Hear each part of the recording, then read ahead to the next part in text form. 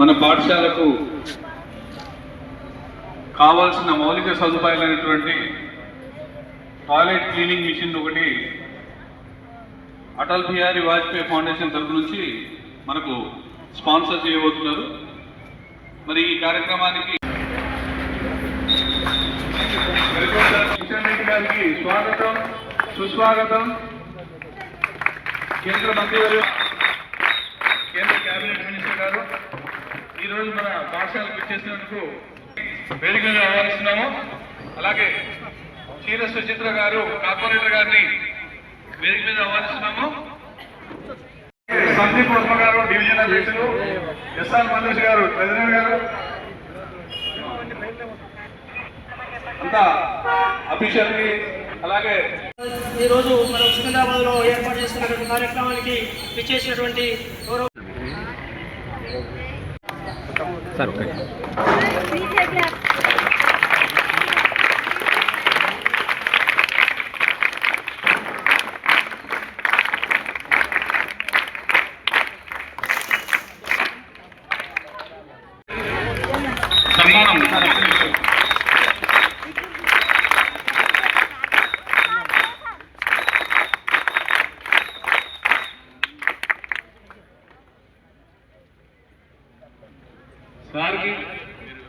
రాత్రి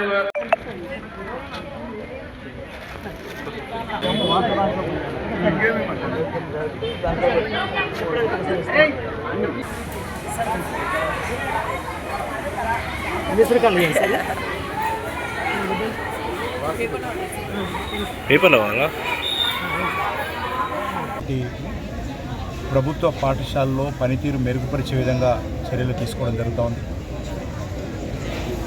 నేను అంబర్పేటలో ఎమ్మెల్యేగా ఉన్నప్పుడు సుమారు 21 నూతన భవనాలను, ప్రభుత్వ స్థలం దొరకనటువంటి ఈ సమయంలో కూడా ఎంతో కష్టపడి ప్రభుత్వ పాఠశాలకు సొంత భవనాలు నిర్మాణం చేయడం జరిగింది.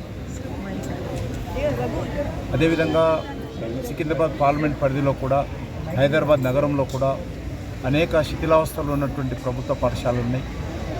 వాటన్నిటిని కూడా పునరుద్ధరించాల్సినటువంటి అవసరం ఉంది.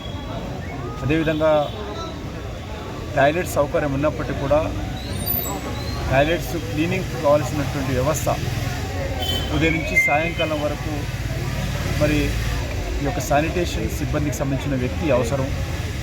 చిన్నపిల్లలు ఎక్కువగా టాయిలెట్ ఉపయోగించాల్సినటువంటి అనుభవం లేనటువంటి పిల్లలు స్లమ్స్ నుంచి వస్తారు కాబట్టి వాళ్ళు ఉదయం నుంచి సాయంకాలం వరకు ఒక వ్యక్తి లేకపోతే ఒకసారి క్లీన్ చేసినా కూడా మరో గంట సేపట్లో టాయిలెట్ల లోపలికి వెళ్ళి ఉపయోగించుకోలేనటువంటి పరిస్థితి ఏర్పడుతుంది. దీని కారణంగా అమ్మాయిలు కానీ ఇతర స్టూడెంట్స్ కానీ టాయిలెట్స్ లోపలికి వెళ్లకుండా, టాయిలెట్స్ ఉపయోగించుకోకుండా అనారోగ్యానికి గురవుతున్నటువంటి పరిస్థితి, స్కూల్కు రాకుండా డిస్కంటిన్యూ అవుతున్నటువంటి పరిస్థితి మనం చూస్తూ ఉన్నాం. కాబట్టి ప్రభుత్వంతో నేను కోరేది ఒకటి, గతంలో కూడా నేను మరి ప్రభుత్వాన్ని చెప్పాను, ఫుల్ టైము శానిటేషన్ సిబ్బంది ప్రతి స్కూల్లో కూడా ఏర్పాటు చేయాలి. అప్పుడే మనం కట్టిన టాయిలెట్స్ కానీ లేకపోతే వచ్చినటువంటి విద్యార్థులు కానీ ఆరోగ్యంగా, టాయిలెట్స్ పరిశుభ్రంగా ఉండడానికి ఉపయోగపడుతుంది. కాబట్టి ఆ దిశలో ప్రభుత్వం ఆలోచన చేయాల్సినటువంటి అవసరం ఉంది. ఈరోజు శిథిలావస్థలో ఉన్నటువంటి ప్రభుత్వ భవనాలను కూడా పూర్తిగా నిర్మాణం చేయాలి.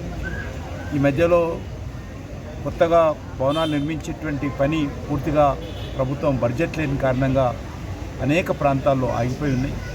దీన్ని వెంటనే పునరుద్ధరించాల్సిందిగా, ఇటీవల కాలంలో ఎడ్యుకేషన్ సంబంధించినటువంటి బడ్జెట్ కూడా మరి తగ్గడం జరిగింది. ఏ రకంగానైతే 15% పెంచుతామని చెప్పినటువంటి మరి ప్రభుత్వము దాన్ని చాలా తగ్గించడం జరిగింది. కాబట్టి పెంచడం సంగతి దేవుడెరగ, కానీ గతంలో ఉన్నటువంటి బడ్జెట్ను అదేవిధంగా ఏమాత్రం తగ్గకుండా మరి కొనసాగించాల్సిందిగా కోరుతాము.